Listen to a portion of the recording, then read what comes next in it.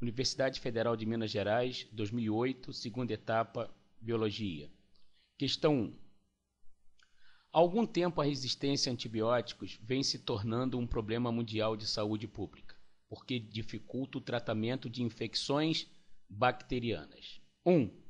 Analise esta figura, em que está representada uma população de bactérias. A partir dessa análise, e considerando outros conhecimentos sobre o assunto, cite 2 fatores evolutivos que atuaram nessa população. Fator evolutivo 1, mutações genéticas. Fator evolutivo 2, seleção natural. A questão fala da alteração do mecanismo evolutivo das bactérias. Isso só é possível porque ocorreu um acúmulo de antibióticos nessas bactérias, determinando uma alteração no seu material genético. A essa alteração nós denominamos mutações genéticas. Bactérias que conseguiram realizar e adquirir um novo material genético são capazes de tornar-se resistente a esses antibióticos e, portanto, serão selecionadas, o que nós chamamos de seleção natural, gerando a partir daí cepas resistentes ao antibiótico. B. Explique de acordo com a teoria neodarwinista a atuação desses 2 fatores evolutivos na população de bactérias representada. Mutações levam à alteração do material genético. Lembrando que sem mutação jamais ocorrerá a evolução dos seres vivos. A mutação é a base da evolução e, portanto, essa mutação cria a variabilidade genética. Só as cepas bacterianas que adquiriram essa variabilidade genética é que serão selecionadas no novo ambiente, a chamada seleção natural. 2. Analise esta figura em que está representada uma população de bactérias que, logo após a introdução de antibióticos, se tornou resistente. A partir dessa análise, e considerando outros conhecimentos sobre o assunto, identifique a teoria evolutiva que permite explicar as mudanças observadas nessa população. Justifique sua resposta. Teoria evolutiva, neodarwinismo. O neodarwinismo é a teoria que aprimorou a teoria de Darwin, utilizando como base a mutação, como nós falamos anteriormente. E a justificativa para que isso ocorra, houve a seleção de linhagens bacterianas resistentes ao antibiótico. 3. Atualmente os antibióticos são utilizados em larga escala, tanto em países desenvolvidos quanto naqueles em desenvolvimento. Analise esta tabela, em que está indicada a quantidade de antibióticos utilizada nos Estados Unidos em diferentes situações. A partir dessa análise, considerando outros conhecimentos sobre o assunto, indique uma medida no âmbito da saúde pública e uma medida no âmbito pessoal que podem contribuir para minimizar esse grave problema da resistência bacteriana a antibióticos. Analisando o quadro, o uso do antibiótico no tratamento de doenças infecciosas em seres humanos.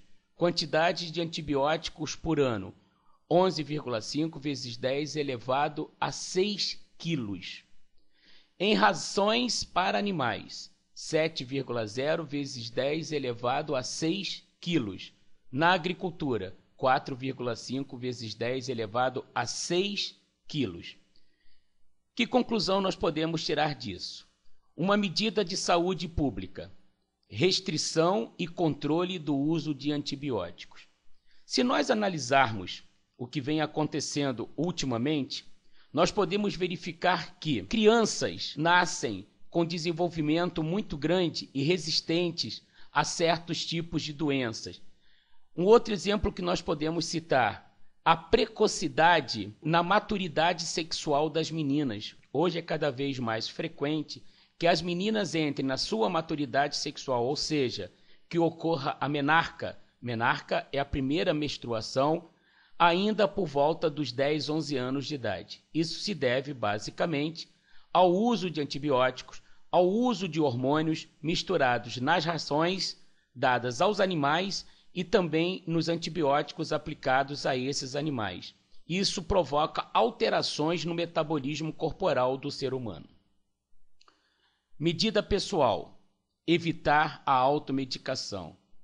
Isso aí, inclusive, é colocado quase que constantemente por médicos na mídia, na internet, nos jornais, em revistas, para que as pessoas não se automediquem. A automedicação ela pode ser destrutiva, provocando sérios problemas no organismo do ser humano. 4. Um dos problemas da resistência a antibióticos consiste na disseminação de genes de resistência entre as bactérias.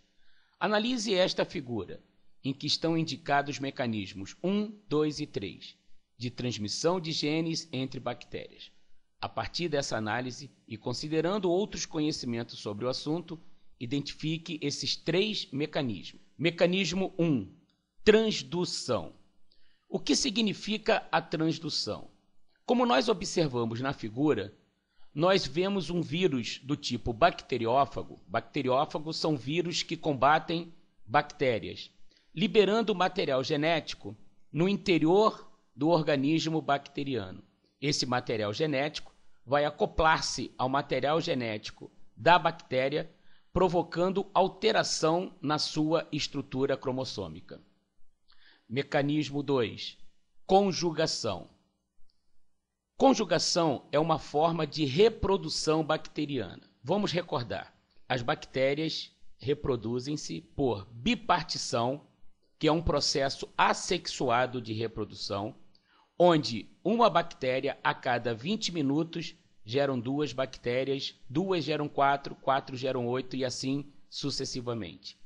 Se a bactéria ficar única e exclusivamente nesse processo de reprodução, provocará um desgaste no seu material genético. Portanto, a cada 12 ou 15 horas, ela realiza um processo sexuado de reprodução chamado de conjugação. Em que consiste esse processo? Uma bactéria encosta no organismo da outra, realizando a troca do material genético ou nuclear. E, desta forma, uma bactéria vulnerável a um determinado antibiótico pode trocar material genético com uma bactéria resistente a este antibiótico. E, desta forma, as duas realizam o processo chamado de mutação bacteriana. Mecanismo 3. Transformação.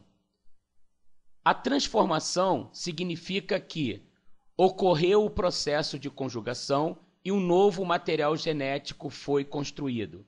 A partir desse novo material genético, cepas bacterianas resistentes ao antibiótico passarão a infectar e a proliferar uma infecção no organismo do indivíduo.